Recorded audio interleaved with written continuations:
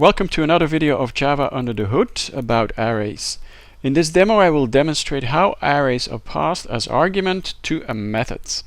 Turns out that not really the array is passed, but rather the reference to the array. Following code has three methods. In the main method I create an array of 4 integers for numbers 1. A first example of passing an array to a method is shown with method print. This method prints the content of the array.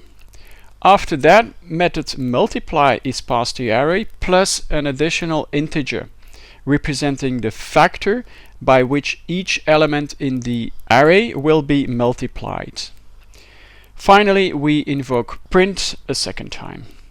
And the output is like this. So the first print prints out 10, 20, 30, 40. We multiply, and the second print prints out the value multiplied by 2.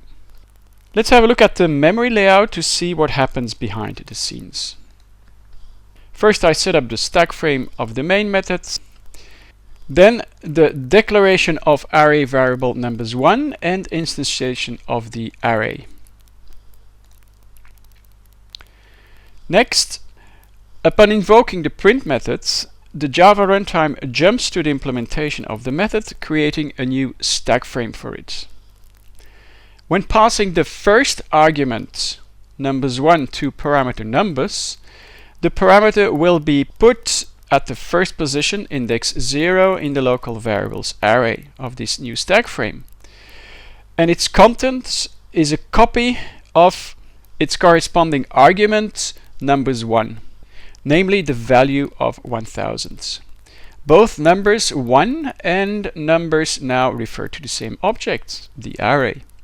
So when an array is passed to a method, its reference to or address is passed. And that is important to remember. It's not a copy of the entire array that is placed on the stack, no, just a 4 or 8 byte reference variable. Passing a reference is much more memory efficient. And method print is now able to access the array object as well via parameter numbers.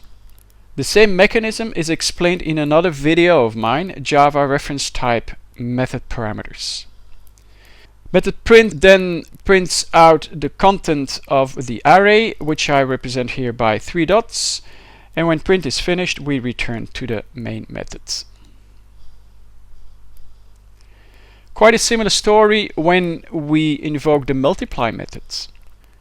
The content of reference variable numbers 1 containing the address of the array is passed to parameter numbers. Additionally, second argument number is passed and added at the second position in the local variables array. This variable gets the value of 2. Our stack frame is set up. When executing the for loop, we change the content of the original array. That's all for this method. We leave it, and when multiply is finished, we return to the main methods. At this stage of the program, all elements have been multiplied by 2. So, to resume, when an array is passed to a method, the content of its reference variable, in other words, the address of the array, is passed. Okay, that's it for this demo. Bye.